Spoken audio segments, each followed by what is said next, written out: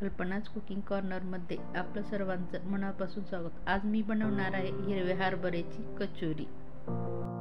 हिरव्या हरभऱ्याची कचोरी खायला खूप छान लागते। चला तर मग रेसिपीला सुरुवात करूयात। त्यासाठी मी घेतला आहे 2 वाटी मैदा, अर्धा चवीनुसार मीठ, अर्धा चमचा ओवा थोडा हातावर चोळून टाकायचा आहे, 2 चमचे तेल। हे सर्व साहित्य चांगलं एकजीव करून घ्यायचं आहे। थोडं पाणी घालून पीठ घट्ट मळून घ्यायचं आहे। पीठ मळल्यानंतर 20 ते 25 मिनिटांसाठी भिजत ठेवायचं आहे।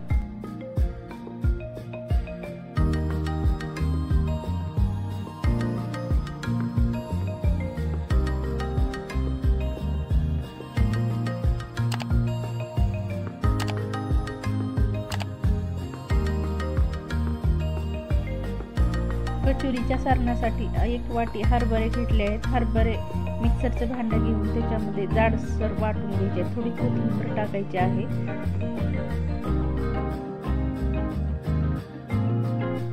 हे वाटण एका वाटीमध्ये काढून घ्यायचं आहे।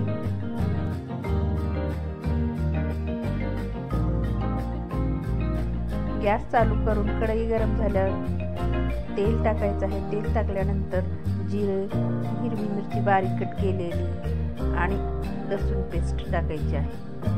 लसूण चांगला लालसर परतून घ्यायचा आहे। परतल्यानंतर त्याच्यामध्ये धना पावडर, जिरा पावडर, बडीशेप पावडर, लाल तिखट आणि हळद टाकायची आहे।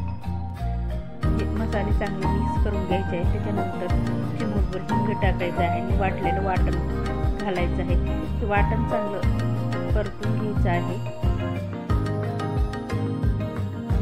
यामध्ये आता मीठ आणि साखर घालून घ्यायचे आहे। मीठ चवीनुसार घालायचं।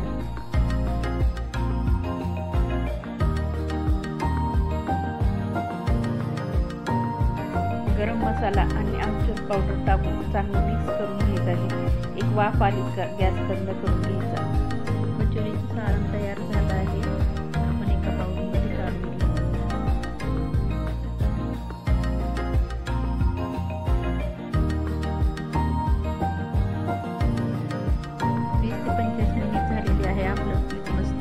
भिजलेला आहे, थोडंसं मळून घ्यायचं आहे।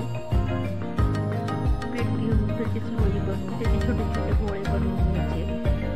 सर्व गोळे तयार करून झाल्यानंतर त्याची पारी लाटून घ्यायचं आणि ती सारण बनवून कचोरी तयार करायची। याप्रमाणे सर्व कचोरी बनवून घ्यायच्या। तयार झाल्यानंतर थोड्या कचोरी तळून घ्यायच्या। 2-3 टप्प्यांमध्ये कचोरी तळून घ्यायची। एकदम बारीक गॅसवर कचोरी तळून घ्यायची, कारण आतमध्ये पर्यंत तळली जाईल। कचोरी 2-3 वेळेस खालची बाजू वर करून घ्यायची आहे। चांगले खरपूस तळून घ्यायचे आहे। लाल झाल्यावरच कचोरी काढायची आहे। कचोरी टोमॅटो सॉस सोबत किंवा हिरव्या चटणी सोबत सर्व करायची। कचोरी खायला खूप छान लागते। तुम्ही एकदा नक्की ट्राय करून बघा, मुलांनाही आवडेल। तुम्ही एकदा करून बघा आणि कशी झाली ते नक्की कमेंट करून कळवा। व्हिडिओ कसा वाटला ते नक्की कमेंट करून कळवा। व्हिडिओ आवडल्यास लाईक, शेअर, सबस्क्राईब करायला विसरू नका। पुन्हा भेटूया एका अशाच नवीन रेसिपी सोबत। तोपर्यंत स्वस्त राहा आणि मस्त खा।